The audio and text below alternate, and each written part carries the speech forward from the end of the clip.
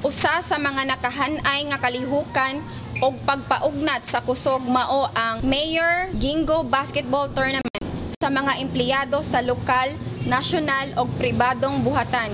Diin tipik sa ika-53 nga Charter Day anniversary sa syudad sa San Carlos ni adtong Hunyo 29, 2013. 18 ka teams apil sa maong liga ug kini gibahin sa duha ka kategorya nga naglakip sa bracket A ug bracket B nga gilangkuban sa Police Team A ug B, Engineering Team A ug B, Bramart LAB Team, Admin City Mayor's Office, JAD City Savings Bank, Medex Team, Parks and Plaza, Vresco, Chosen Team, DPWH, Twins ug City Waterworks Department.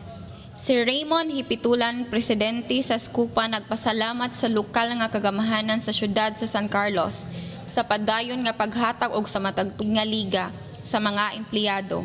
Dugang pa ni Raymond nga mag-enjoy and have fun while following the rules and regulation of the game. Si City Mayor Jingo Valmayor Jr. nagkanayon nga ang maong liga usa ka kalihukan diin mahatagan og kalingawan ang mga nagtrabaho sa opisina ug mga pribadong buhatan ug ang importante sa tanan mutuman sa mga rules and regulations sa duwa. Gipaambit usab sa nga ang lokal nga kagamahanan sa syudad nagtinguha nga mahatagan ang tanang barangay ning syudad og covered court.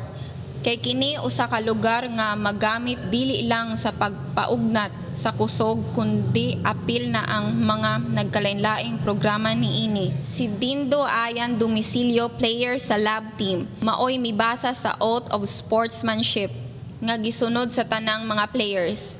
Gihimo usab ang ceremonial toast nila ni City Gingo og Sports Regulation Officer Francisco Vindiola alang sa opisyal nga pag-abre sa nasangpit nga liga. Gisunod dayon ang pagdraw sa lots